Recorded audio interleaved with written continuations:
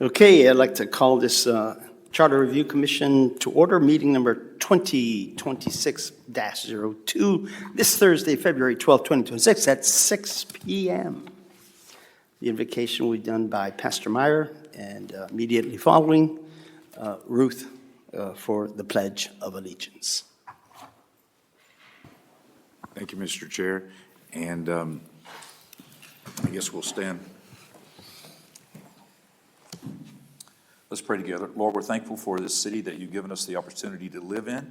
We ask that you'd give us wisdom and clarity of judgment to make good decisions. Help us to exalt you in all that we do. In Jesus' name we pray. Amen. Amen. I pledge allegiance to the flag of the United States of America and to the republic for which it stands, one nation, under God, indivisible, with liberty and justice for all.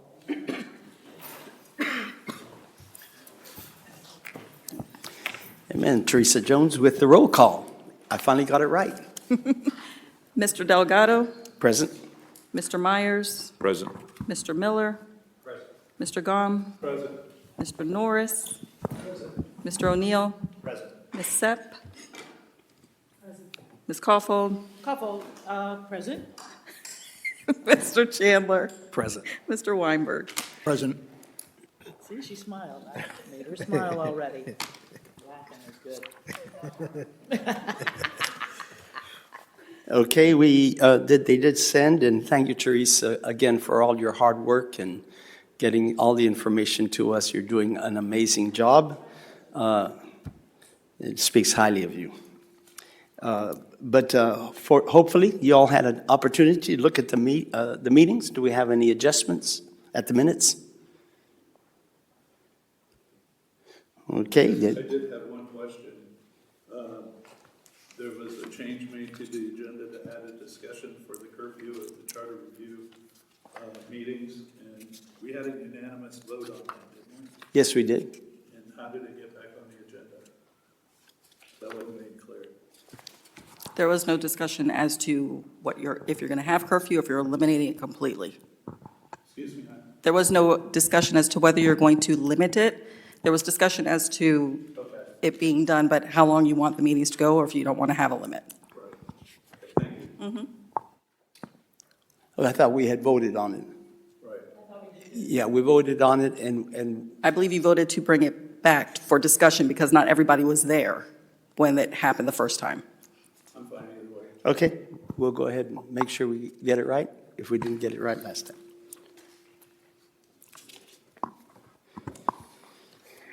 I'd like to propose that we put that discussion at the beginning so that we don't have to deal with it later, if that's okay.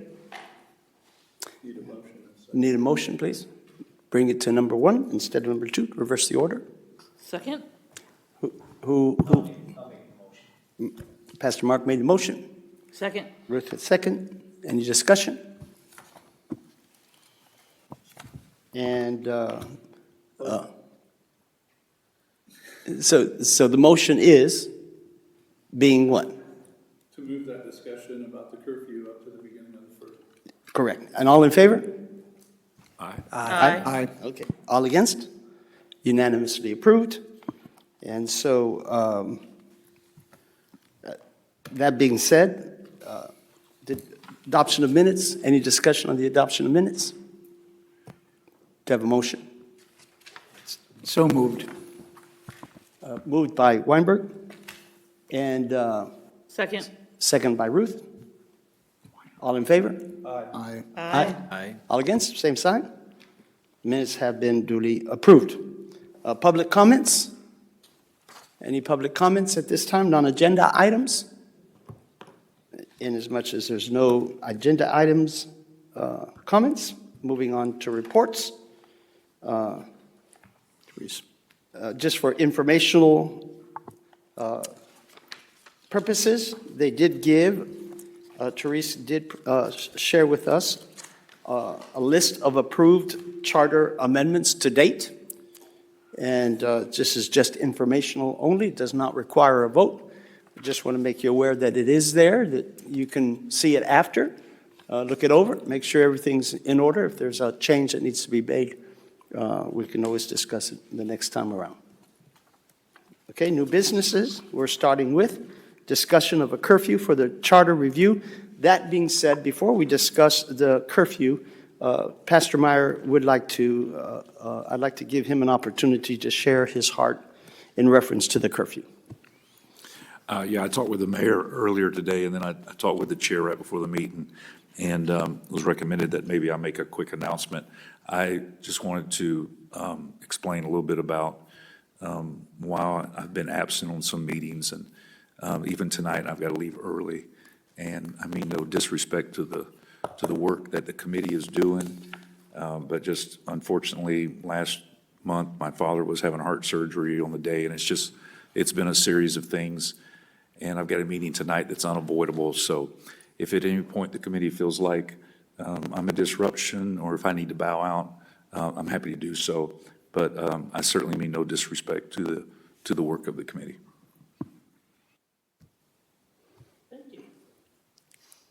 And no disrespect received. I think we're happy to have you here. Thank you. Any other comments? Great. Discussion for curfew. I believe the discussion, yes.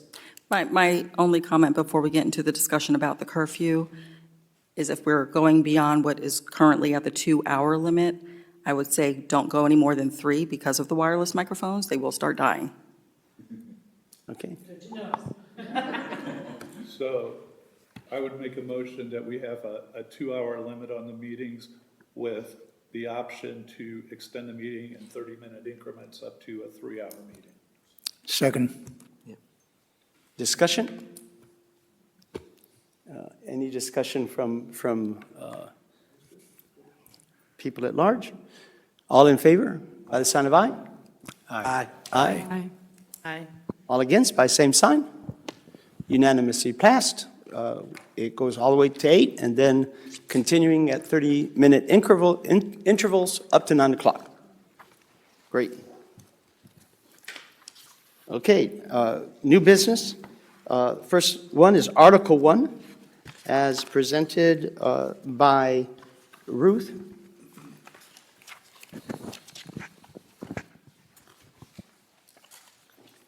Koffel, would you like to share? I yield to you.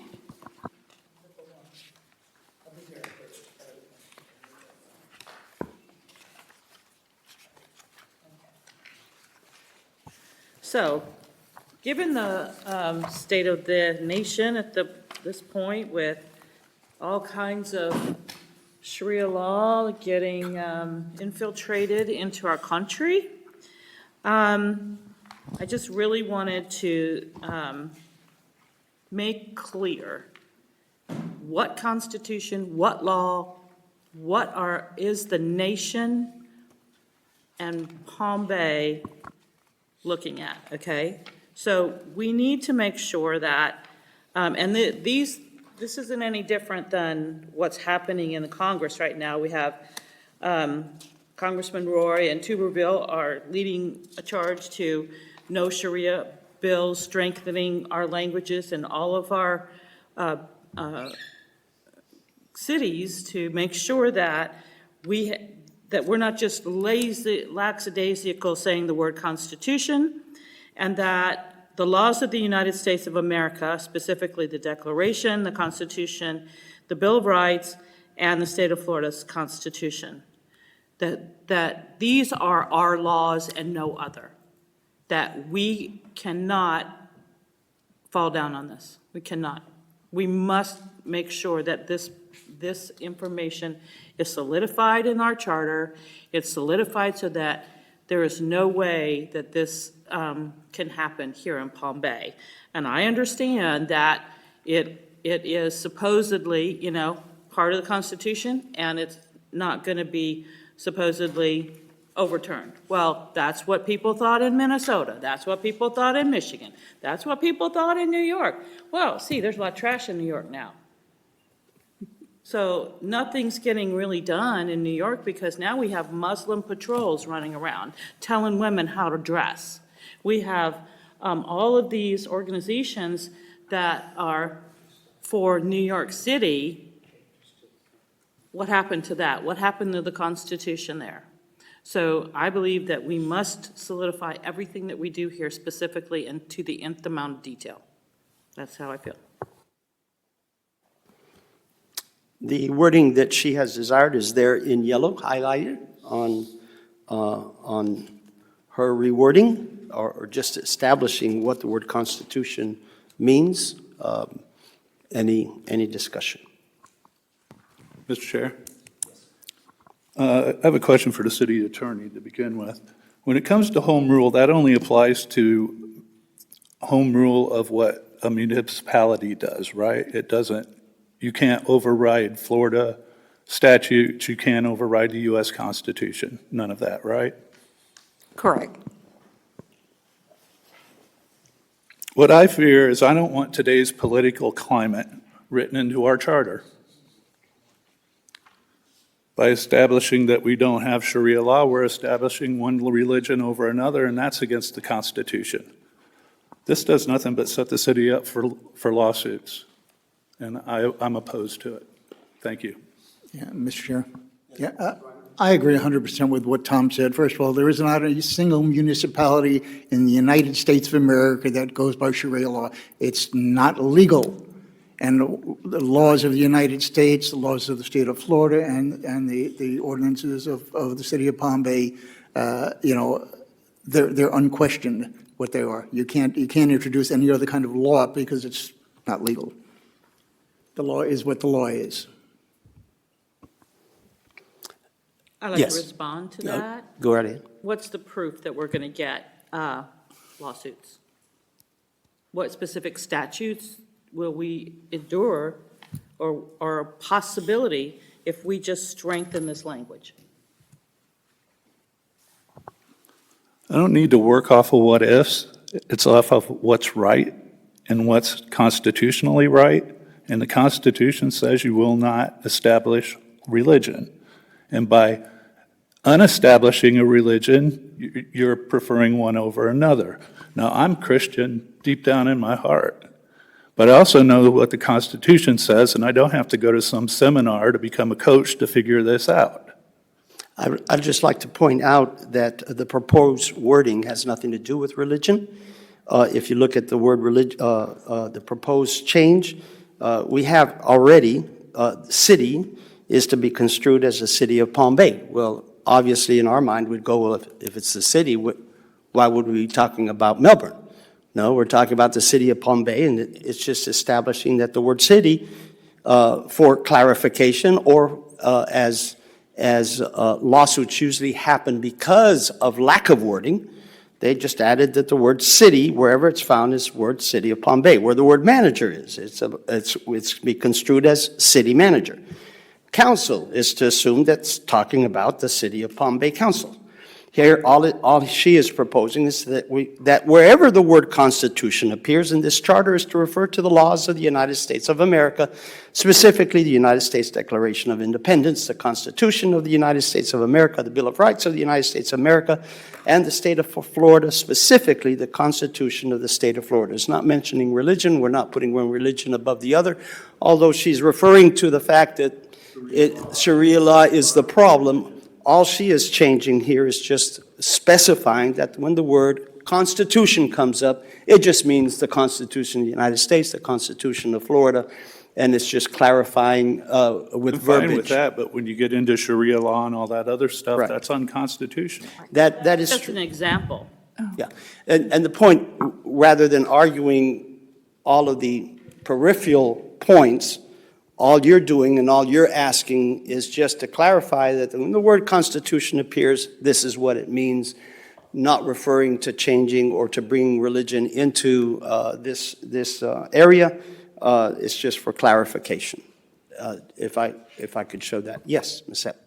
I'd like to say something about Sharia law. Sharia law is not a religion, okay? Islam is a religion. Sharia law is not. It's a governance. It allows men to rape women, and they can't contest it unless they have 5 male witnesses to stand up for them. It allows a man whose son was, run over by a car, and I saw this, okay? A 7-year-old boy was run over by a car. The husband blamed the wife. The wife went into a Sharia court, and the court said she's guilty. She was carried out by their soldiers with a bag over her head while her husband cut her head off. Paganism is a religion. We don't allow human sacrifice. There are limits to what is a religion. It's more of a cult or a governance, but Sharia law specifically is not a religion. If I can just say something here. Listen, there are things that are called like straw men, where we deviate from a subject at hand and we talk about other things that have nothing to do with what we're dealing with here. Although I understand why you're placing it because of these situations. Could we establish that, let's just talk about the verbiage that we are talking about here and not about, quote unquote, whether Sharia law is a religion, not a religion. Is it a political entity, not a political entity? It may be a political entity, may be religion, it may be both.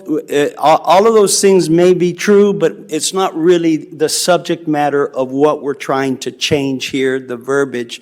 If we can limit our discussion not on that which has nothing to do with what is specifically said here, lest we spend 15 minutes, half an hour trying to find out if Sharia law is a religion or is it a political entity or both entity. Let's put that aside for a minute and just deal with the subject at hand, and maybe we can shorten the time to discuss what we're discussing here. Yes, sir. Yeah, just in the interest of moving things along, I think it's sufficiently vague to pass a smell test on any sort of this or that preference, so I move to adopt it, and that way we can move on and do something else. We have a move to adopt this as it says. Do I have a second? Second. We have a second by Mr. O'Neill. Do we have any discussion by those in the audience? Any comments by those in the audience?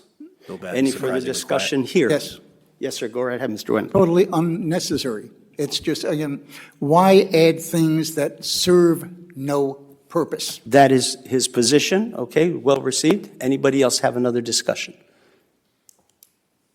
Okay, a motion has been made. There's no more discussion. All in favor by the sign of aye. Aye. All against? Nay. Okay, do we need to do by name? Okay, would you please do it by roll call? Mr. Myers?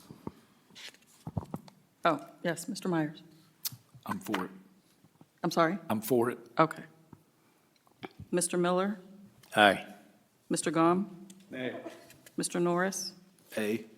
Aye. A. Mr. O'Neill? Aye. Ms. Sepp? Aye. Ms. Caulfield? Aye. Mr. Chandler? Aye. Mr. Weinberg? Nay. Mr. Delgado? Aye, aye, aye. Aye. Okay. Amen. Passes, 8-2? 8-2, passes, okay. Now we're on part number 2. We are really moving forward today. I'm so excited. You guys are doing a great job. Article number 5. Article number 5, and I am going to yield the microphone to, at this point, to Vice Chair Tom Gum, if you'd like to present your position, and if you have a statement or something that needs to be changed, if you would let us know. Nothing really in addition to what I submitted. I'm sorry. Nothing much more than what I submitted for the agenda tonight. Basically, all I'm trying to do is modernize things so that on presidential election years, we still elect a mayor at large. We elect 2 city council members at large, and then 2 years later, we elect 2 more city council members at large. And we get rid of the seat 1 and seat 2 as that is, and everybody goes into a pool. So if you have 13 people running for 2 seats, The top two vote getters out of that pool are the two that are seated. It's very similar to what West Melbourne does.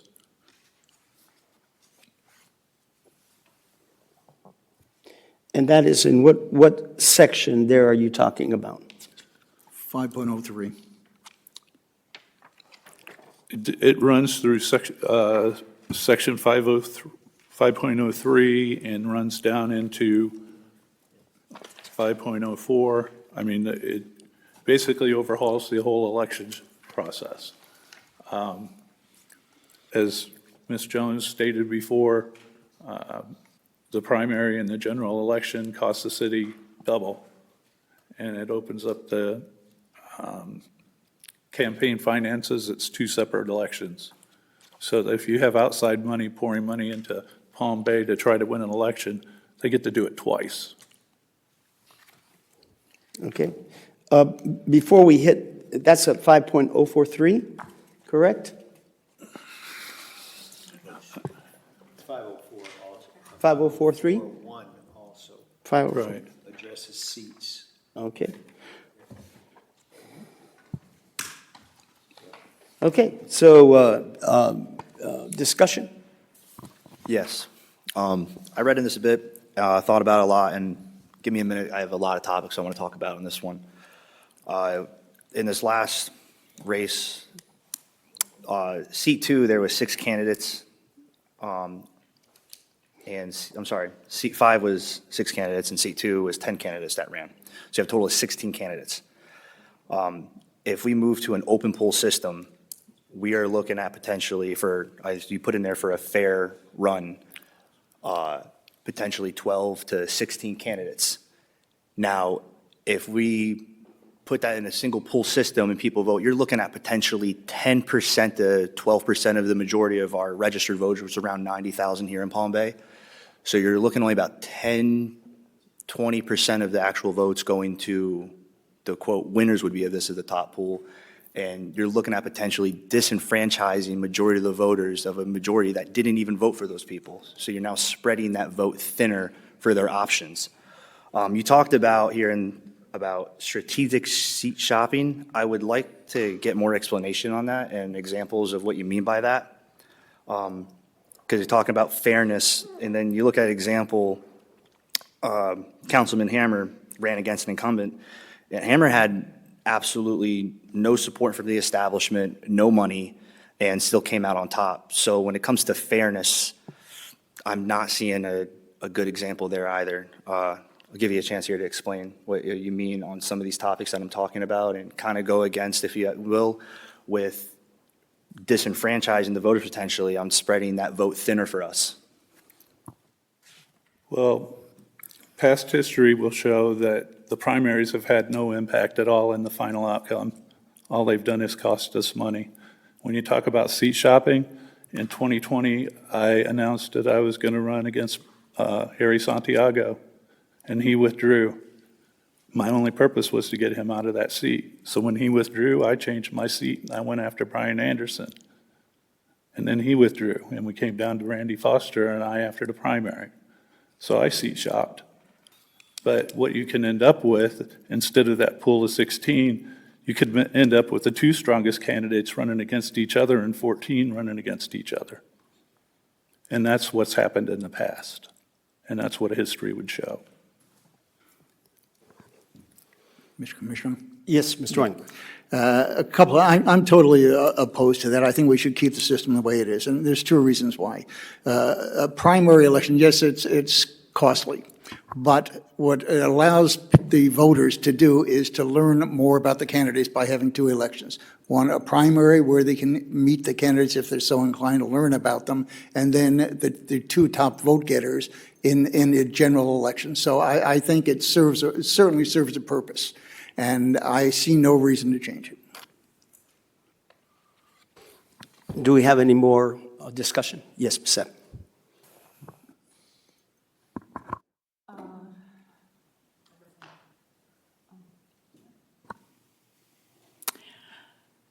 I'm not wild about the at-large being the top 2. I think if they were separate, I think that would be better. It's a smaller pool. I do agree that we should get rid of the primaries because it's too small a population making a decision on who we finally get to elect. So I agree with Tom on that. I would just like to see each seat elected, if that's what we're going to do. Because the top two, it just reeks of ranked choice, which wherever it's been played out, it's an easily manipulated situation. You may not think so, but I've seen it. Alaska, it's been a total disaster there. And, you know, even just the way we've done things in the past. I would like to see every seat elected separately. That's the only thing I would change on what Tom's proposal is. Personally, I would have liked to see districts, mostly because, not this election, but the previous one, everybody on that dais was from the southern part of Palm Bay, once Pete Filiberto was off. As someone who's lived in the northeast section for 35 years, it was clear that no one was paying attention to what was happening in that area.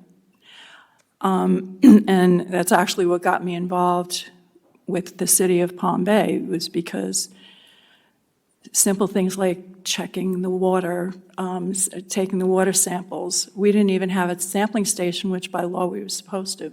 But nobody paid attention because there was nobody standing up for the people who've lived here probably the longest.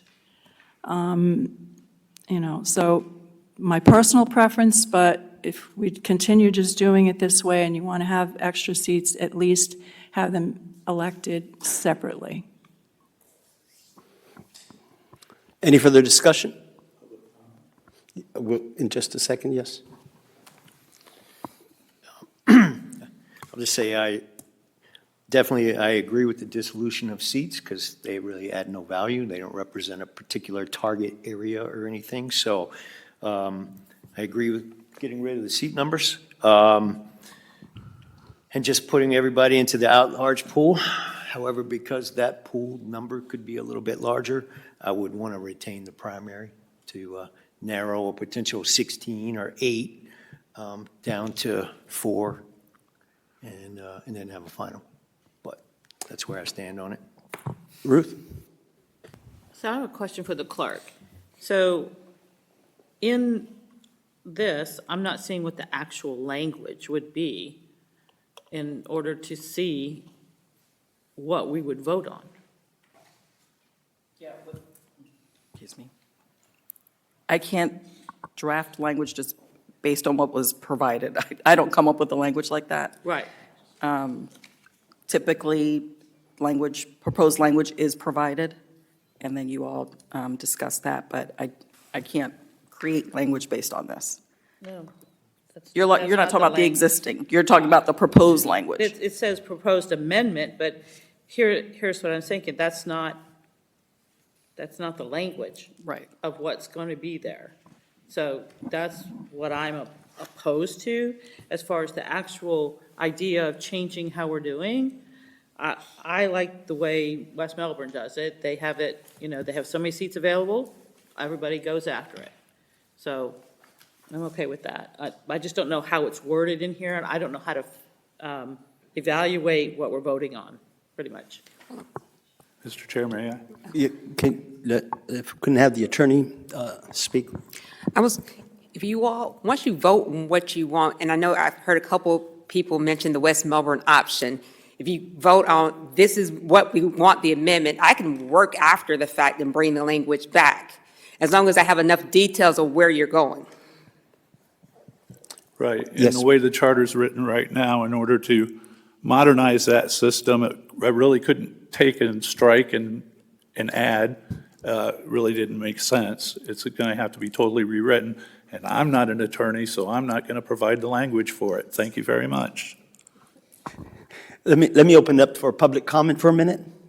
Yes, he's been waving us down.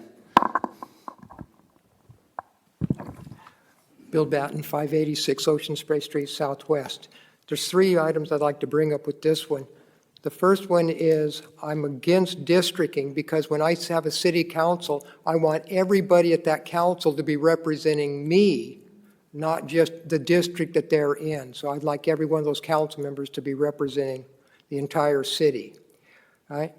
I agree with Mr. Gumm's presentation on this, and the reason why I'd like that is because it helps alleviate the fact when you're having to select the lesser of two, I hate saying it this way, the lesser of two evils, because you could have somebody that's real good over here running against each other, and over here there's two that aren't as qualified by my standard, and I have to vote on one of them. I could vote for two people that I think that would be good for the city, right? Or more.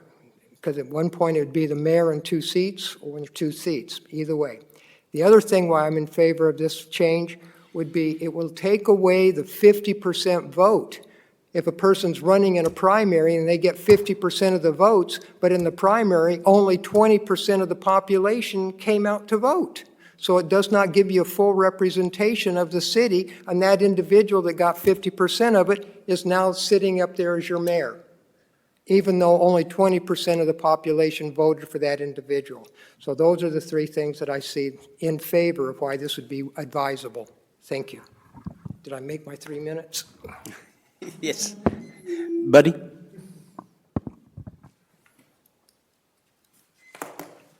Butchell ran 219 Trenton Avenue.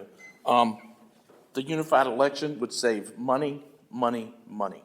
I mean, we didn't hold a off election due to a seat being empty, and they operated with, 3 to 4 council members for so long. And if one guy's gone, then there's no forum there. The other thing, with the primary, if there's only one party represented in that primary, then your Democrats, your independents have no voice. If you go to what he's proposing, you got a whole citywide to come and vote. Now, if they choose not to make themselves aware of what's going on, that's their problem. But at least the door's open for everybody to vote. So, I wholeheartedly, whichever one you come up with legal words on it. One other thing about the primary is everybody hates to see the campaign signs all over the city, and this basically cuts them in half because it shortens the campaign season. I have a question. Aren't the positions nonpartisan? Yes. Yeah, yeah, parties don't matter, just at a point of understanding. It doesn't matter if you're independent or not, you get to vote.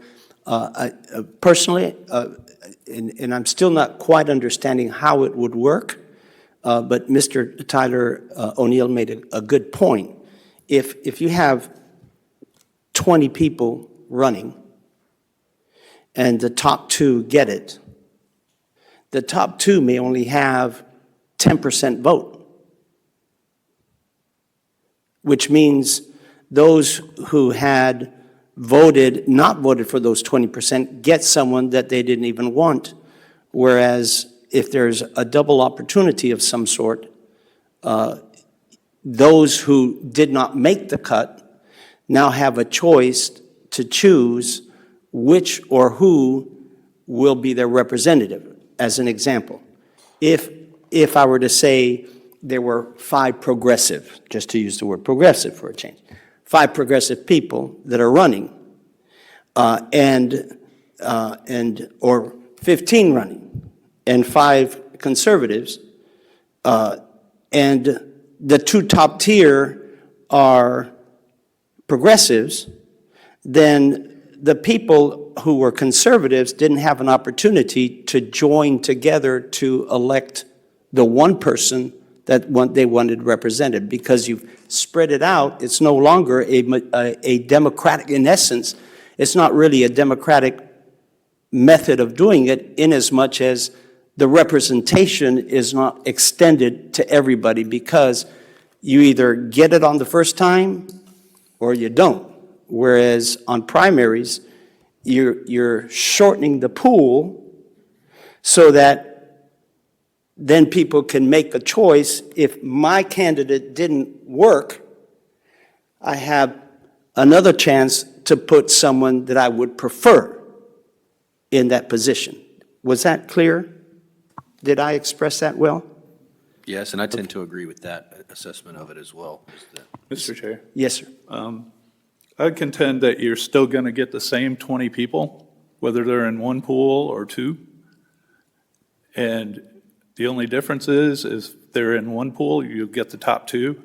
If they're in two pools, you might get the top one and a third.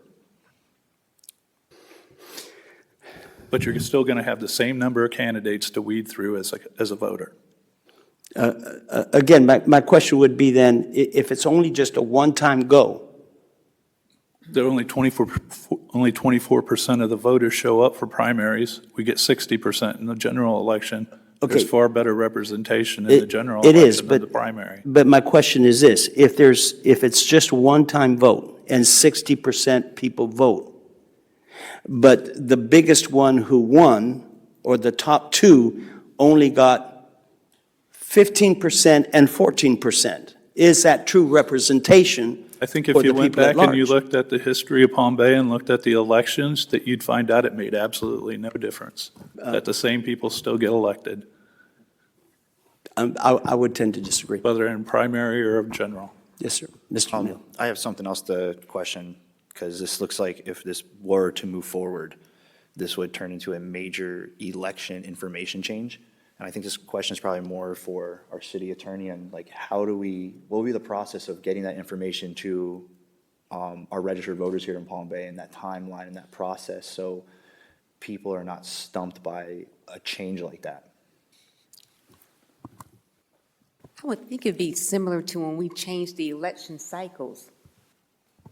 Yeah, it wouldn't be something that would happen it may not happen immediately with the next election. It will take time, just as when we implemented the primaries or when we changed the term limits of the council members.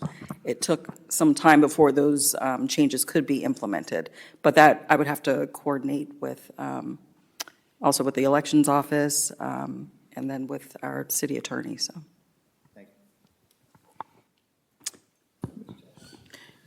My question is, in a single-step unified election, are there safeguards in place where you wouldn't have the possibility of the entire city council changing in one election? In other words, is the unified system only for certain seats in certain Right. years?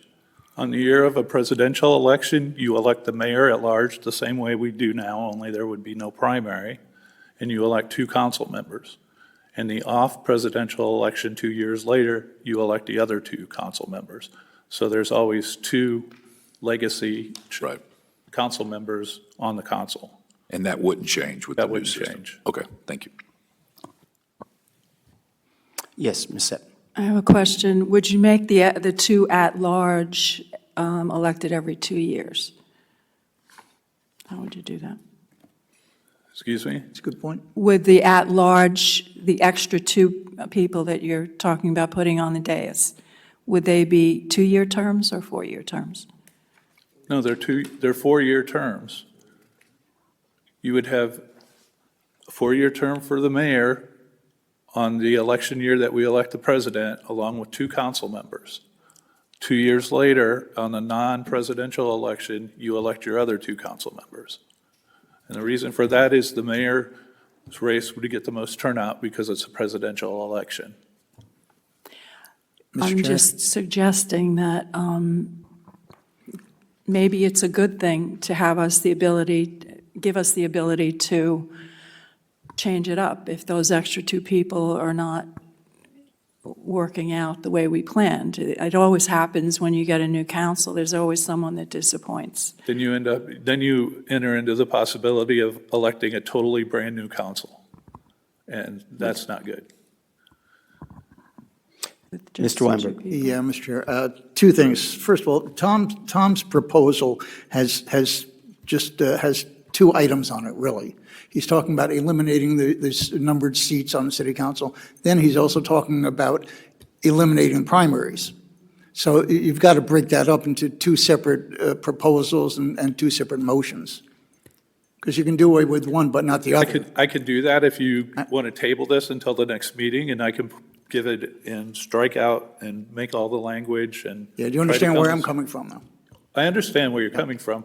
I was just trying to eliminate a lot of back and forth by making it more consumable.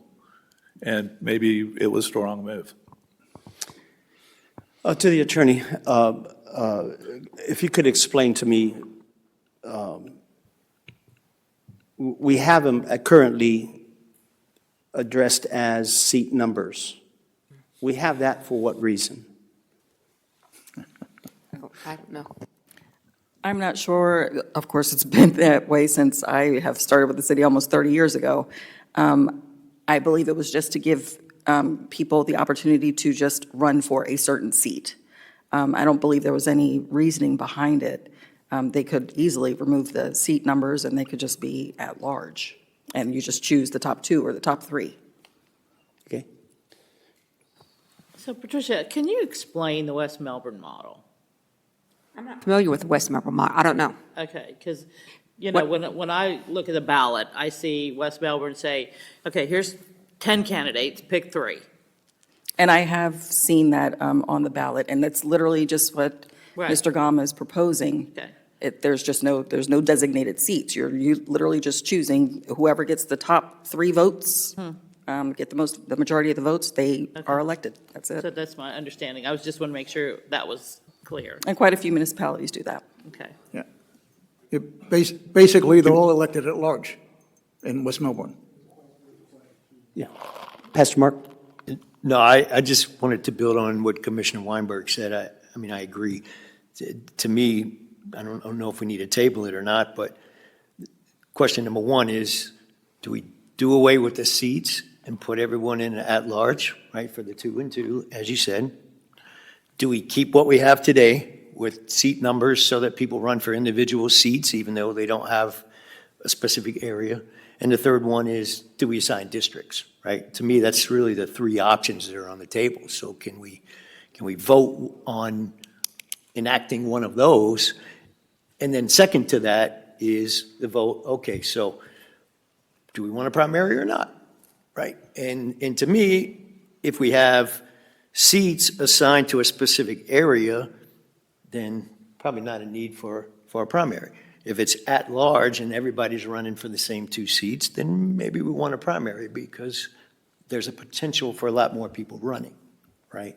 So I guess what I'm asking is, can we move forward with a motion that just talks about what does the council vote look like? Which is no seats at large, right? Or leave it like it is, Okay. or districts. Correct me if I'm heading in the wrong direction. The at-large is section number 5.041, is that correct? Yes, 5.041 is where it says they are elected to a specific seat on council. Okay, so the first question, as Weinberg so well said, we need to separate them because they're different areas, is do we have seat numbers or we just say at-large? And so do we have a motion? Ruth?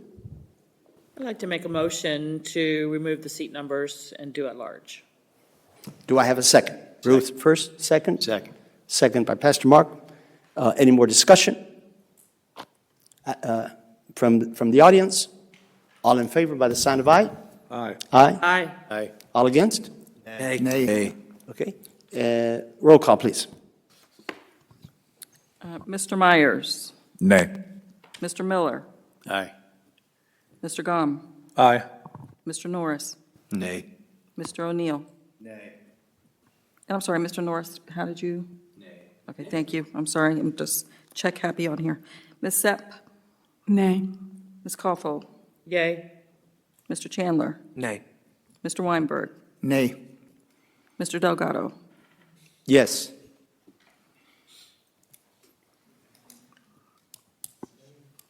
We have fails 6-4. Okay, so we move on. That remains the same as 5.041 as stated. Mr. Chairman? Yes, sir. The rest of it makes no sense without that, so I'd like to pull my remaining items. Okay, motion. Oh, it was never made a motion, so he's just pulling the item. So it would continue as is. unless between here and next time we meet, someone throws out another proposal and they want to redress it, that can be done. But at this time, that's covered. I do have here 5.042 by Council Commissioner Miller requesting amendment to change that applies term limits, recommending limited maximum to 3 terms of 4 years each, whether they are consecutive or not. Total time served cannot exceed 12 years. He says, personally, I would prefer 8 years, 2 4-year terms. Would you like to explain that? Sure. I mean, right now, you can run for a couple of terms, take some time off, come back, run for some more, and serve again. Give me a quick second. Sure. This was given way at the very beginning, so you may not have that right at your forefront. I have it here stapled from when everything was presented at the beginning. So inasmuch as it was presented at the very beginning, it still remains to be discussed. So if you could start all over again, I would appreciate it. Sure, thank you. For me, it was to establish some term limits. The way it was written, or the way I understood it, was you could serve for a couple of terms, take some time off, come back, serve for a couple of more terms, take some time off, come back and serve for a couple of more terms. So for me, it was just establishing some term limits, right? So 3 total terms, 12 years served in the city council role, and then you could also serve up to another 12 years in the mayor role. Okay. Any discussion? Can you repeat that last part? Yeah, so it's 3 4-year terms in the city council and 3 4-year terms as the mayor. Okay. So I'm keeping those 2 offices separate. Okay. Even though they're similar. So you could go could 12 years serve as for a 4 councilman years, right. for 12 years, and then from there, you could serve as a mayor for another 12 years. And the 12 years don't have to be consecutive. They can be 3 terms served over 40 years, but they just can't total more than 12. Okay. Any discussion? Mr. Chair? Let me start over here, if you may, please. Mr. Gum? I would just say a total of 12 years, and any portion of a term counts as a full term. That's what I was going to say, actually. And that the mayor's just a ceremonial seat. They hold no more power than any other city council member, so to give them additional 12 years just really, in my mind, doesn't make. Yeah, 12 total. Okay. Any further discussion? Anybody from the audience would like to opine in on this? Okay. May I have a motion, please? I'll make a motion to have a 12-year maximum term limit or service limit for city council. And are you going to add verbiage there in reference to whether consecutive or not? No, just 12 years total. Total. They don't 12 have to years be total. consecutive, just 12 years total maximum time served for councilmen. Yeah. So a position, to explain it, you cannot be on the dais more than 12 years, is basically what he is saying. Could we refine that a little more to say 3 terms? Because any partial term counts as a full term. That's good. That's good. All right. I'll be happy to withdraw my previous one and submit a new one. Okay, we hadn't seconded, but go ahead. Would you okay. rephrase it again? Along with what Commissioner Gom just said, is that we'll have 3 terms, a maximum of 3 terms, which would include a partial term. Okay. And if it needs to be reworded at some point, No, I've got enough, and I'll bring back the exact language, but I understand exactly what he's saying. I can make the strike-throughs, and I'll give it to the okay. Do I have a clerk as I second? lose my voice. I'll second that. Okay, Mark with a motion, and we have a second with Commissioner. Thank you, Mr. Norris. I appreciate that. Praise God. All in favor by the sign of aye? Aye. Aye. All against? Unanimously passed. Very good. Okay. So next section that someone had mentioned is a recall, section 5.05. This says, this section currently states recall is possible as per state law. Any need to expand this section with specific reference for state law is the question. No. If legal, should we consider enacting a midterm recall vote and be able to remove a candidate if 2/3 of the electors agree? This election would be held during the standard election time, which would be 2 years in term. I do not know who presented that. These are questions. So I'm going to direct it to it was you. Would you like to explain what you're trying to say there? Sure. So just to clarify for the whole team here. So when we first started this, I just read through the whole thing, wrote down a bunch of questions, submitted in questions. Now that we've served here a few terms, or a few meetings, I kind of understand how it works. So I'm happy to withdraw that and a couple of other comments that I have. Okay? Yeah, It Mr. has Chairman? been withdrawn. Yeah, I have a proposal for 504. If you could submit that. It is. It's in the agenda. It is the agenda. Let me find it.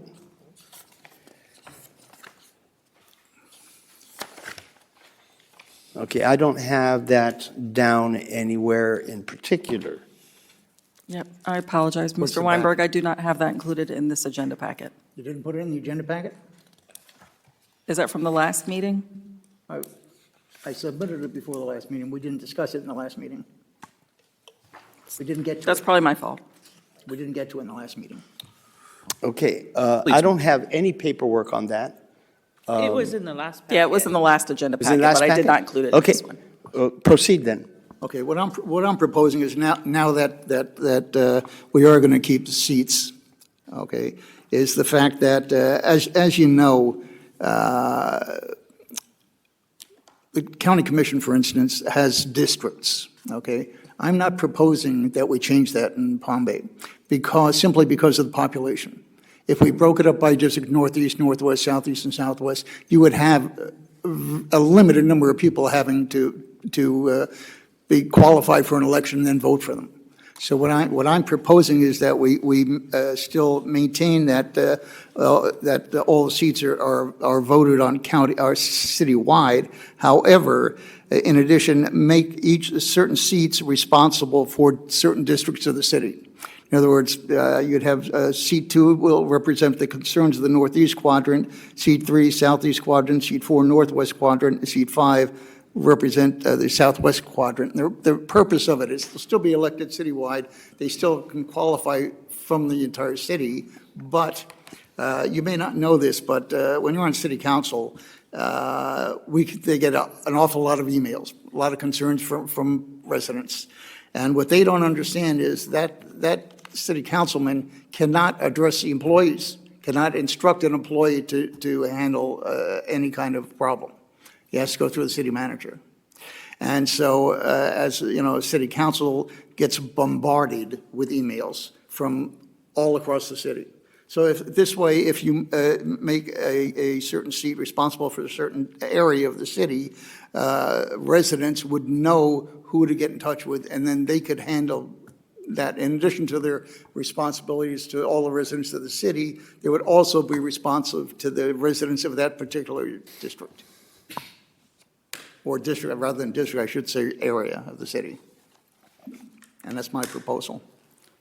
Discussion? Yes, sir. I've looked at that for years, and I like the idea. The problem is that as the southeast grows in population, and we end up with 60,000 people in the southeast and 30,000 people in all the other quadrants, we don't have equal representation. Well, it's not a question of equal representation. As I said, the qualifying candidates still are qualified citywide. They're not qualified by a certain area. Like what Mr. Batten said earlier about having all of the city council members at my disposal. And I understand, city council could decide that, hey, we're going to split up and this is your primary thing, this is your primary section. But to do it as part of the charter, I think causes some legal issues, and I defer to the city attorney on that as far as one person, one vote and representation. Well, he's not creating districts, so they still be responsible to everyone else, but it is more like what you're saying, where you think that, where you're saying essentially council could amongst themselves say, hey, we're all here and everybody's responsible, but these are, I'm Northeast and I want to take this and that, and so everybody have a seat, because you're still not, I think it may be confusing, but you're not creating districts, but you're, so seat 1, you may associate with an area, but the person doesn't have to live in the area. And everybody else has just as much authority to help that person. I think it, more likely than not, it's going to create confusion because people are going to say, hey, he doesn't live in seat 1. He's not in that area, although he isn't required to live in that area. I understand what you're saying. I think it's probably going to create more confusion than it is going to be helpful. Not a legal thing, more of a policy issue, but. Commissioner Koffel, I saw your hand move. I guess I'm not exactly sure where in here you're trying to change something. So 5041. 5041, okay. You have the agenda package from last meeting, it's in there. Okay, well, I'm just trying to catch up because I did read it, but I can't remember exactly what my comments were on that. So I want to keep, or if we can change it to say, like what you said, all council, all city, whatever it is. Everybody's responsible for the city, and any citizen can, engage any councilman, period. And then Commissioner O'Neill. To tail off of what Mr. Batten said and what Vice Chairman Guam said, there's a vast population differences here. And so what I'm looking at is I live in Mr. Batten and I live in the smallest population quadrant here in Palm Bay. Now, I see multiple issues happen here with that. So you're designating one of the councilmen to an area that's heavily, heavily populated. That's what you're It's not the saying. proposal. What are you proposing?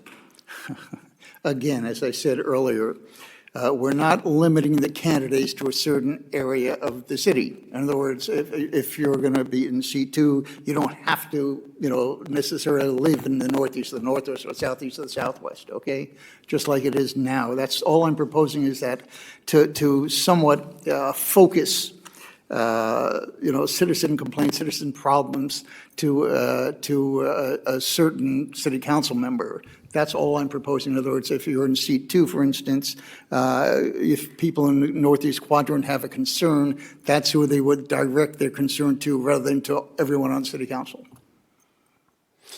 Okay. If I may explain in different words what he is trying to say. I'm not agreeing or disagreeing. I think I'm understanding what he's saying. So that person is the focal point of that area to address the Bingo. problems to. Exactly. And that problem, he is just a messenger to the manage and how to manage these issues.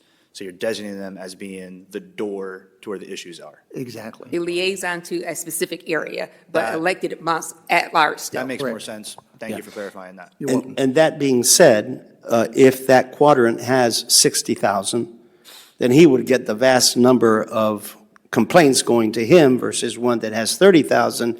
He would say, boy, I've got it real nice. I don't have to address all those situations, even though they have the right to address all of them anyway, et cetera.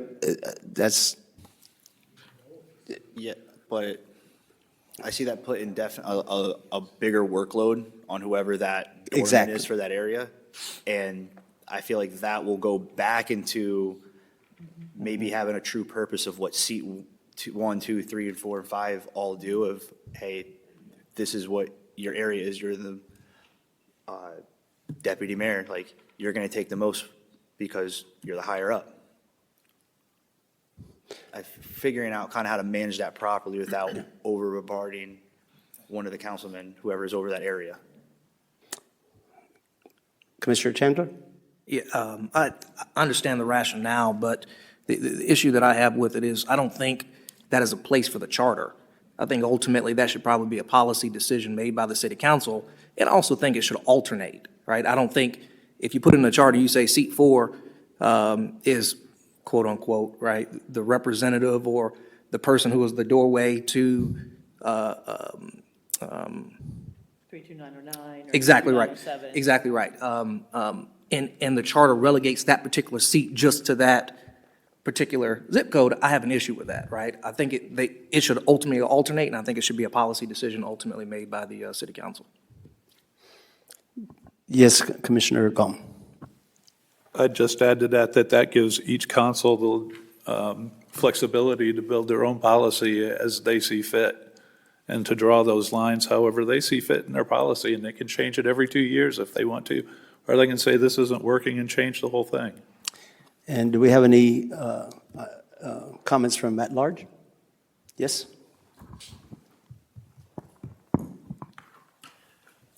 Bill Batten, 586 Ocean Spray Street, Southwest.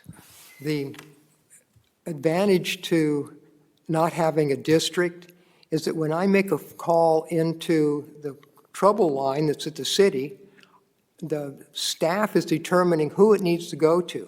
And then if I send out a general email to the council, I'll say city council, and it'll be at large, it goes to everybody. Because if you're just picking certain designated districts and people are calling just their council member, they're avoiding the regular routine of how they conduct business within the city. So I'm against districts, and I'm like it when I stand up there and address my council. I'm addressing my council, not just one individual that's sitting up there. I want them all to be responsible for everything that's happening within the city, not just a certain district or area. Any further discussion? I mean, personally, I just think, as it was said before, it brings more confusion than anything. Oh, I'm sorry, Mrs. Sepp, I didn't see your hand. I think we have to take into consideration the growing population that we have. It is a lot of work for any of them. When I put in a request to a number of councilmen, I'm getting no answers at all. It would be nice to know that at least somebody is, or their staff, or whoever they have responsible for responding, will. Our county commission has district chairs. However, when you go to the commission, you can talk to any of them. I have met with every single one of them. Nothing stops me from talking to them and trying to convince them, that this is the right way to go. But as far as knowing the issues for that particular area, if each one said, okay, I'm going to be on top of what's happening here, it doesn't stop you from talking to anybody else, but at least you know the one place to go to for your particular issues in your neighborhood. I think that's helpful. We're looking at somewhere between 20 and 30,000 increase in population in the next 2 to 3 years based on the development that we have. That's the statistics that I saw. It's already a problem. They're only one, they don't actually have staff. It's just them. Some of them have like a robo-response, yeah, if it's important, I'll get back to you, and they don't get back to you. I would like to see a responsive council. And how do we make that happen? So I agree with what Phil is trying to propose. If it's only for them knowing the issues, but it does not stop anyone else from responding if they feel, that it's important. And it certainly doesn't stop you from when you come to a council meeting, only saying you can only speak to one of them. When I go to the county, I'm speaking to all of them. But we have the largest population, and we have to take that into consideration. I know you guys don't want to hear this. I said if they have an alternate, that might help them with the workload. But other than that, I do think that they should at least be super aware of what's happening in different sectors, and so that they can inform the rest of the councilmen. I think it's something that we really do need to look at. So I agree with Bill. I'm sorry, Commissioner Norris? I was just going to say, I can see both sides of this. like pros having a point of contact, because I have questions I don't know how to approach the city about. So it'd be nice to have like somebody who's out front. Another pro is that it's somewhat unofficial and it's just sort of a recommendation. But the con is I don't know if it would be a charter issue, like Commissioner Chandler said. So just maybe having a city delineate that in an unofficial capacity, it might not need to be the charter. You could just say, hey, if you have problems in this quadrant, go talk to this person. That's your area of responsibility. It'd be AOR, something like that, your area of responsibility. It's sort of unofficial, so I could see the efficiency in that. Yeah. Commissioner Weinberg, any last statement before? Look, the whole purpose of this was, rather than break up the city council into districts, because like Brevard County is simply, we don't have the population to do it. You'd be limiting the qualifications of applicants in certain areas to say District 1, District 2, District 3, District 4. You have such a wide variance in the population of each quadrant, so it wouldn't make sense to do it by district. This was just a way of addressing it without breaking up the city into districts. That's all. Do I have a motion? Well, it doesn't seem to be support for it, so I'm not going to make a motion for it, so. Okay. We're moving on then to Section C, which is Article 6, Taxes and Fees.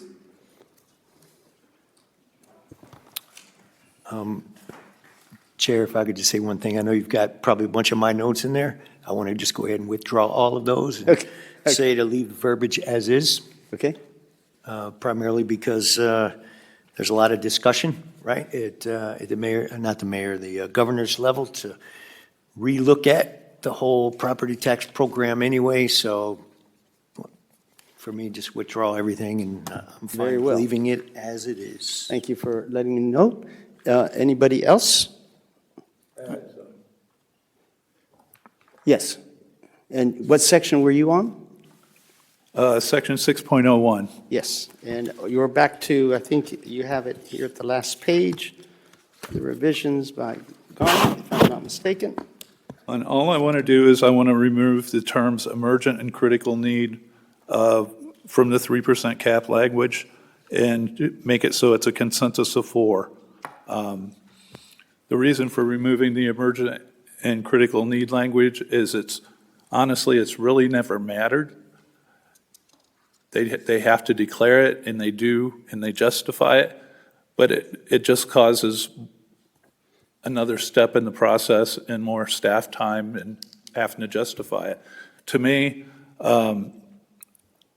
it's a mandate by the voters, put in by 71% of the voters, and then upheld by 65% a few years later.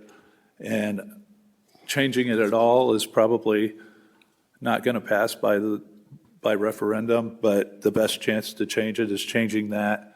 And the other thing I would add is every city manager we've had has had no problem making a persuasive argument to the city council to break the cap on the years that it's been broken.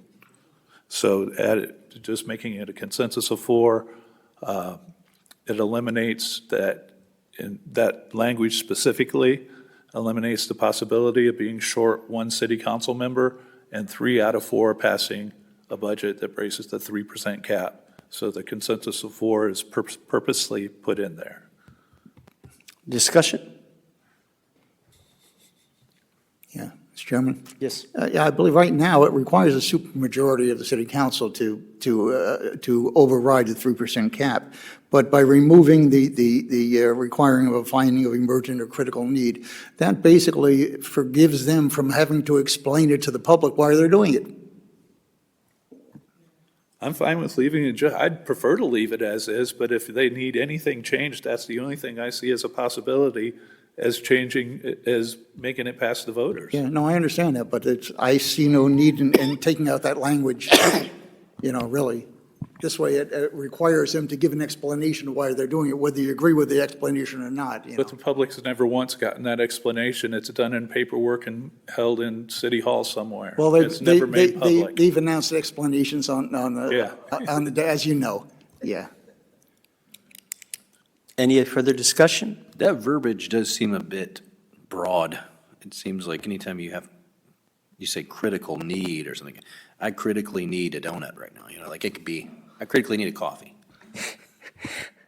I second the motion. I need like a donut right now. Justify anything under critical need, critically need. I just felt that it's not necessary to define a critical need or emergent thing. If the city needs the funds, they should have no difficulty getting 4 city council members to agree that the city needs to break the 3% cap in order to fix the issues. We shouldn't have to justify it any further than I agree with that, yeah.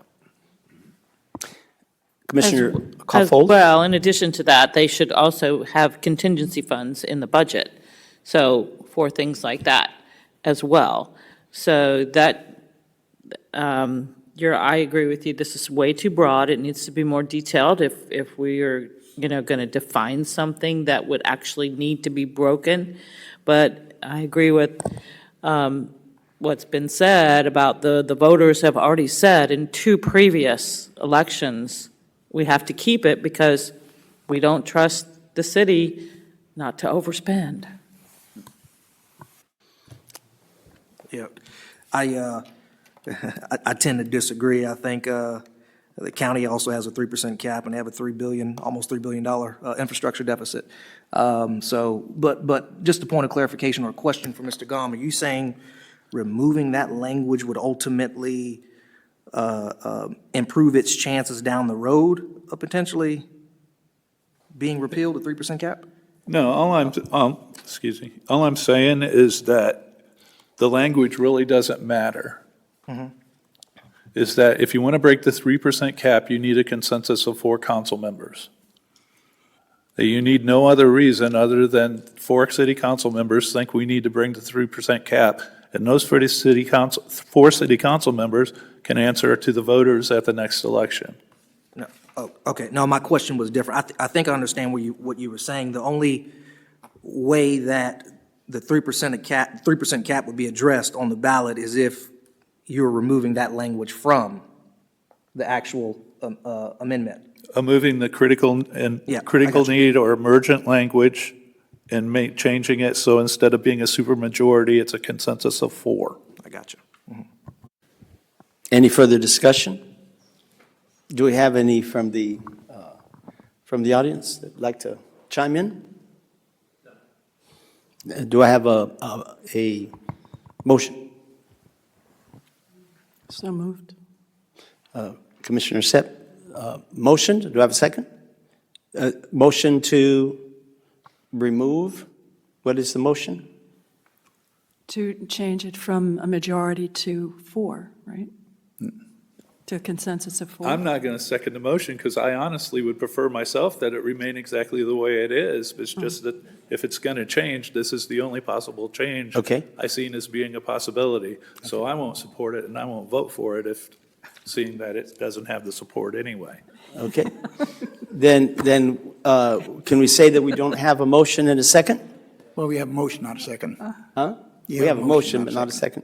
Well, we don't even really have a motion since we couldn't verbalize what the motion was. She didn't. Yeah. Would you like to withdraw your motion? Okay. Motion has been withdrawn. Okay. Is there anybody else that needs to speak in reference to Section 6? Yeah. Yes, sir. Yes. Yeah, my proposal is, and whether it's going to have any support, I doubt it, but I'm proposing that we remove the 3% cap, remove all language from the city charter regarding the 3% cap, and I'll tell you why.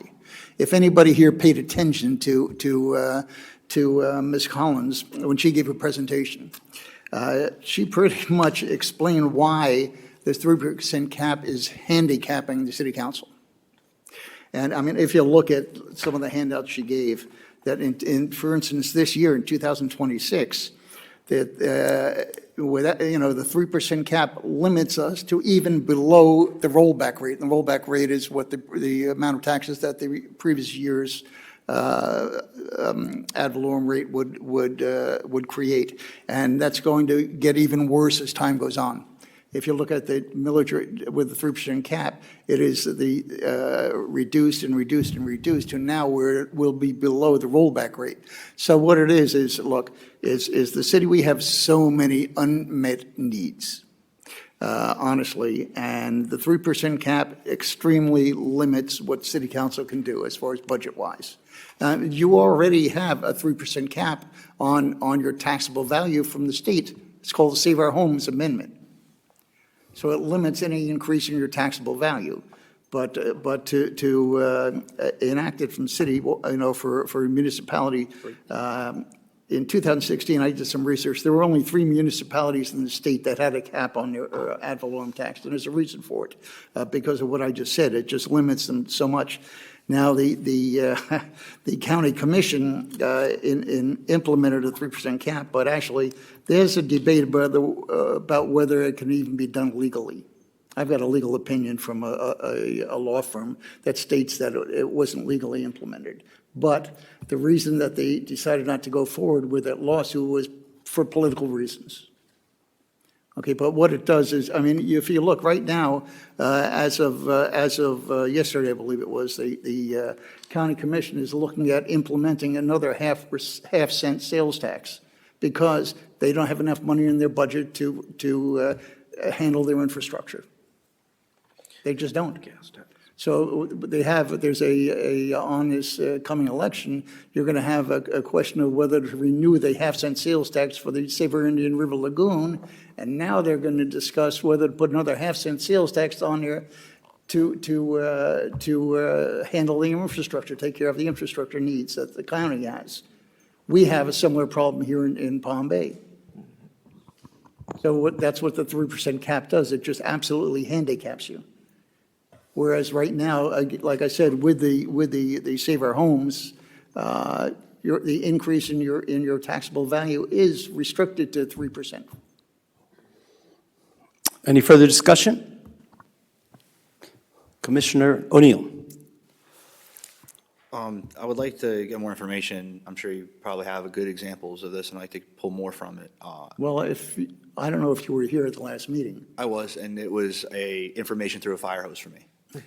Yeah, I understand. And it was more pushing the pros of a 3% cap than it felt as what you want to do is remove it. And I want to pull on that string more from you, which is, you say it restricts us. I want to get more into what the us is. Is it restricting the city or is it restricting the taxpayer? What are the benefits? It restricts the amount of taxes that the city can collect. I understand. But then there was a topic that talked about was like our property value taxes, and that being an issue, was a big issue everyone talked about, and obviously that went the direction it went. But the talks of how it's property taxes going up and hurting people with removing 3% tax, do you have examples of what that's going to look like? Well, that's what I was just talking about. Right now, the majority of our budget is spent on first responders, police and fire, and pension. That's almost 70% of the city's budget for police, fire, and pension. So where does the money come from the rest of the city's infrastructure to maintain it? If you've attended city council meetings or if you watch them, people are constantly getting up and talking at the dais about infrastructure. We need more roads. We need more traffic signals. We need all sorts of road improvements. But if the city doesn't have the money, how do you pay for it? And like I said, with the 3% cap does, like I said, right now, the 3% cap is limiting us to, we can't even charge the same ad valorem rate that we had the previous year. Can't raise the same amount of taxes because the 3% cap is creating a situation where you collect less money. And if that continues, we're really going to be in trouble. Like I said, if you look at the increase in the police and fire, for instance, the 3% cap created revenue of, the total tax revenue was $9,007,000. That's the adopted millage rate of fiscal year 2026. But the 3% cap is reducing that from the previous year actually by $310,000. So the city's collecting $310,000 less than they did the previous year because of the 3% cap. Next year, it's going to be worse. The year after that, it's going to be worse. So where do we go from here? How does the city respond? How does the city pay for infrastructure improvements? No, I understand what you're saying. Like, obviously, the city needs the funds to fix the big problems like we talked about with Malabar Road and so forth. But if taking that away, that opens up a door, I feel like the everyday consumer and taxpayer may not be ready for, with what kind of increases in our taxes will that open us, make us susceptible to. Now, you did mention, yeah, it does cap us on Save Our Homes tax, but that's going to go through a whole other legal process of getting more implemented to save us in taxes. But on the back end of it, which is going to, I feel like, level that out, is yes, it's bringing my tax values down, but I'm still paying significant more in taxes if obviously we want to put more into the city, we want to make the infrastructure better, but obviously it's coming from the taxpayers. So that's not my source of income isn't going to make a change instantly to adjust for that either. So I'm just looking at how will this also not just help the city, but help the people living here and not cripple our pockets trying to make our city better. I understand that, but that's why, look, the ad valorem taxes are a result of two things. Number one is the taxable value of your house, and that's limited to an increase of 3% by state law. The second thing is the ad valorem tax rate that's assigned by the city council. That has gone down every year for the last, 6 years, I believe. So they keep reducing the ad valorem rate because taxable values by the city, as the city grows and more homes get added to the tax rolls, that would, they collect more money for that. But the amount of taxes that you pay is a result of your taxable value and the ad valorem rate. As they keep reducing the ad valorem rate, that lowers the amount of taxes that each person would pay. Commissioner Sipp, I believe I saw your hand go up before yours, Commissioner Norris. For one thing, I don't think the electorate is ever going to go, it's not going to change its mind.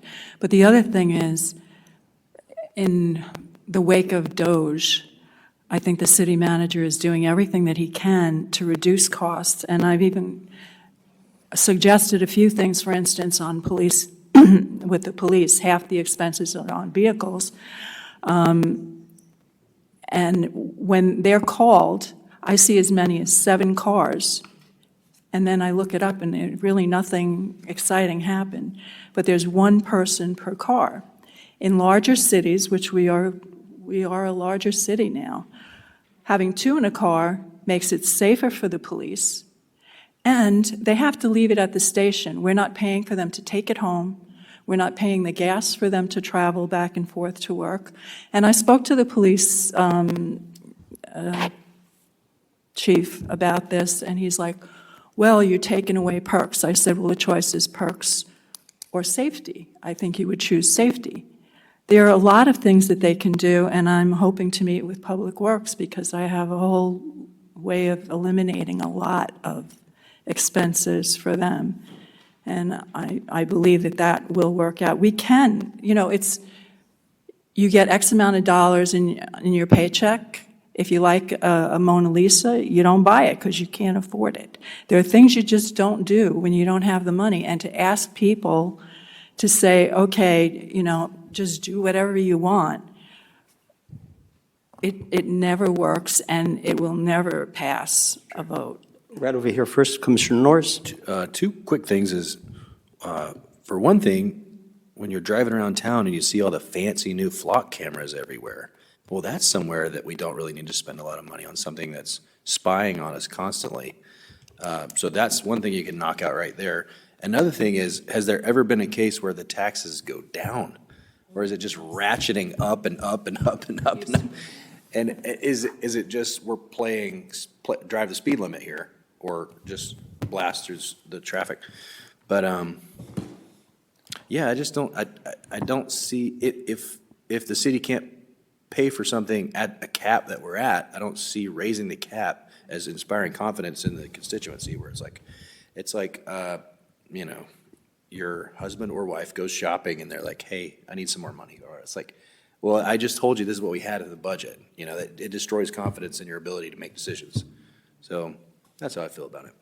On this side. Can we go down? Can we take the taxes down? If we can just kind of go down the row here, because a lot of arms moving, and I'm feeling the wind. Yeah, I think the last time I was on this Charter Review Commission, I actually proposed increasing the cap to 4 or 5% to see what that would do. I thought that would be more palatable to the voters, and at that particular point in time, the Charter Review Commission just decided to get rid of it completely, which it failed on the ballot, which I think Mr. Gom has here in his proposal. I was at Florida League of Cities last year, and was talking to an individual who was a city manager of a municipality up north, in North Florida. I can't think of it off the top of my head. But they had actually looked at Brevard County and their Charter Review Commission had looked at Brevard County and the city of Palm Bay as an example of, okay, well, they seem to be operating with a 3% cap. Let's try it out. He told me that Charter Review Commission revened within about 2 years because they saw the degradation of what a cap could do to a municipality. And if I'm not mistaken, the language is 3% of the CPI, whichever is less, because that's what the county is. I think we ultimately adopted whatever the language was from the county. Well, This is the actual language right here. you don't have the CPI, okay, that's the county then. But I would also caution to say, I don't really know if it really makes a difference because there is a clause that the city council could exercise, which is busing the cap for a critical need, right? So, I mean, I would like to do away with it completely, but I just don't think it's ultimately palatable to the voters. But once again, you can look at, back up here, those other municipalities who don't have a cap here, I can assure you they're not facing the same challenges that the city of Palm Bay and unincorporated Brevard is, more especially from an infrastructure, right? So from an infrastructure standpoint. So I'm with you, Mr. Weinberg. I would support it, but I just know that it won't pass on the ballot. Yeah, I understand that. I appreciate that. I mean, like I down said, the road. Mr. Chair. Okay, over here, Commissioner O'Neill? No? Okay. I just want to point out that both Mr. Weinberg and myself want nothing more than the city to have all the money it needs to fix everything it needs to fix. Mr. Weinberg's proposal to scrap the 3% cap allows 3 members of the city council to raise the taxes to whatever they see fit up to what's legally possible, 10 mil. All I'm asking is for the additional checkpoint of 1 additional city council member, a consensus of 4, in order to bust that 3% cap, and that's the way it's written now. Yeah. I mean, we're not saying you absolutely can't bust a cap, we're just saying we want 1 more vote before you do. Yeah. And from the audience?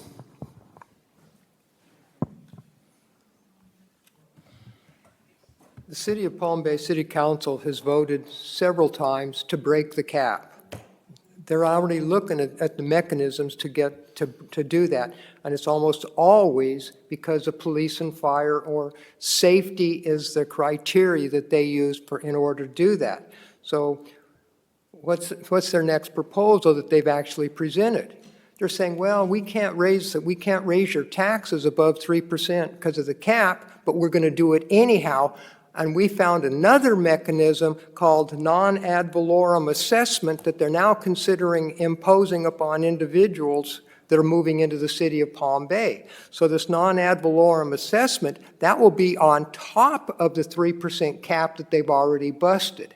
And it will not count on your total millage rate that the individuals are looking at. So just because Bill's a doubting Tom on what city council does, they're looking at other mechanisms to take your taxes. I don't care whether they call it ad valorem assessment or breaking the cap. when they're asking for more money. It still comes out of the taxpayer's pocket. So me personally, I don't like the 3% cap, but anything I can do to keep my government in check, I'm going to use that little draw rein just to keep their heads down to the books. Thank you. Anybody else? Let me just say a couple of things. Oh, I did have one more thing. Yes, sir. I'm sorry. Yeah. As far as the legality of the 3% cap, it was drawn up legally, put before the voters, the voter voted on it, it's in the charter. That in itself makes it legal until a judge says it's not. Amen. I just want to say this. I have yet to see the government ever say, I don't have enough money. And at some point, I have counseled people from $20,000 a year to 6 figures a year. And the 6 figures a year did not have enough money to buy a pair of shoes, as did the $20,000 a year. And the problem wasn't, quote unquote, they didn't have enough money. It was simply spending more than what they had. That being said, they already have on the books the capacity to add more taxes, whether it's the 4 vote or whether it's they figure out some other way that they can stick their hands in the pocket. I remember some 15 years ago, 16 years ago, they said, we need money desperately or this city is going to go down. 16 years ago. And here we are today, and we're still not going down, and roads are still being paved, and they're still moving forward. I have here that in 2021, they had an increase of 6%. In 2022, they had an increase of 17% of revenue, operating millage information. 2023, they had a 22% increase. In 2024, they had a 12% increase. In 2025, they had a 15% increase. So apparently they have no problem spending the money. And yet they'll probably still hear, I need more money. Well, this last year, I got a whole whopping cost of living 3% raise. Cost of living, period. That's it. That was my raise. Now, I would love to say, I want more money. Who doesn't want more money? Or we can say, DOGE is on the move. They're seeing how they can do it. They have been able to move forward over the decades.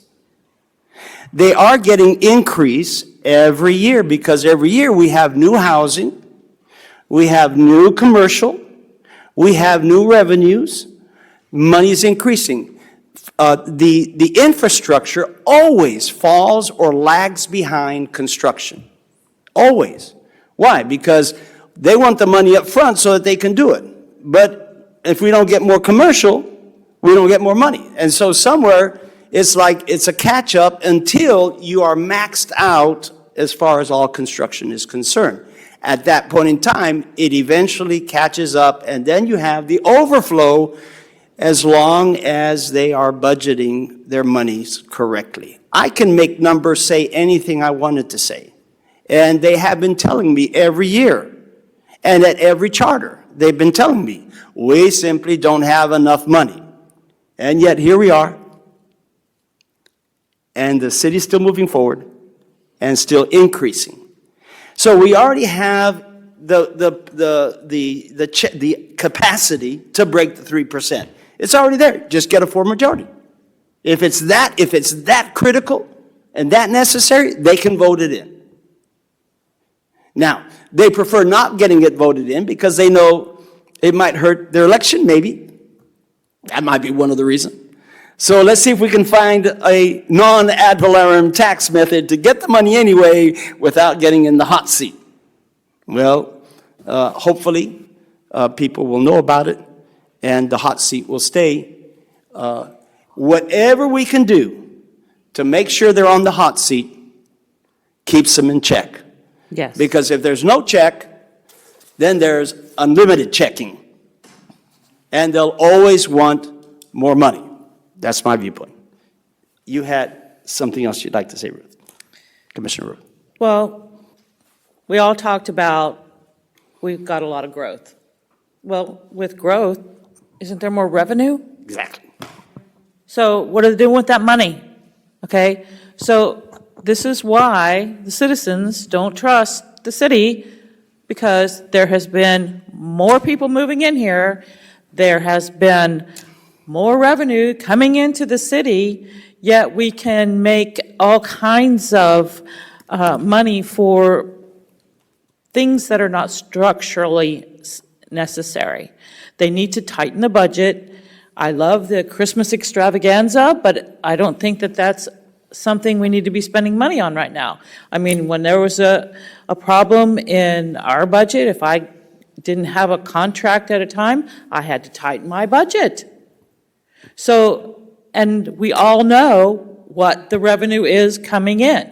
So we look at the electorate, we multiply it by whatever, and there's your budget.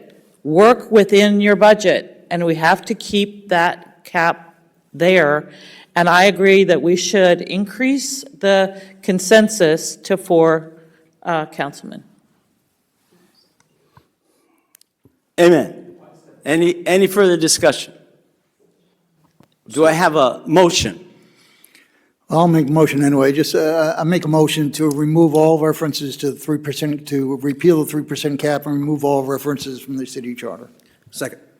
Okay, motion by Weinberg, second by Commissioner Chandler. Praise God, get these names. I love names. Like I don't have enough at the church that I have to memorize. I can get more. Praise God. Any further discussion? Anything from the audience? All in favor by the sign of aye? Aye. All against?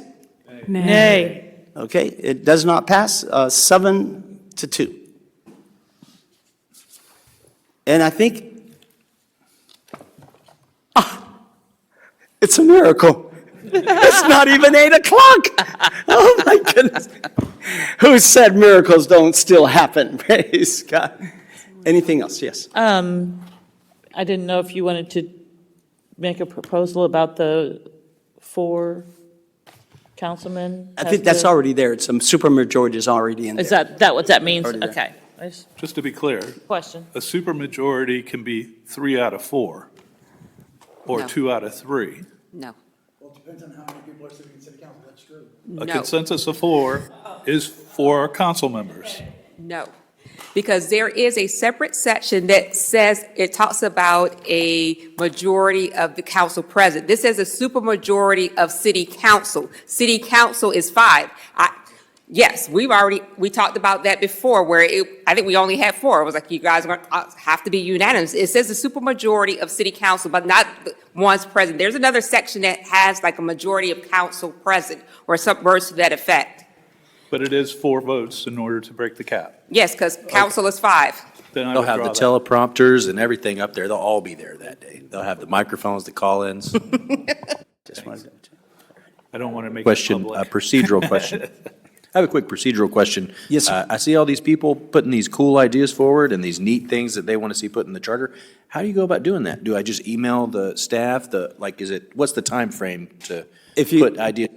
If you send it in to Therese, it will be on the next agenda. At least if it's 6 and below, it can come back on the agenda. But the next agenda will cover what sections? I forget. Okay, probably 7, at least 7 and 8 most likely. Yes. Most likely 7 and 8. I would appreciate receiving any proposed changes at least 10 days prior. How many more meetings do we have? We are slated to go through May, because we don't, of course, council doesn't have any meetings in June. And we have to get all of these items to council to determine what they want to place on the ballot, and then I have to get it to the supervisor of elections by August.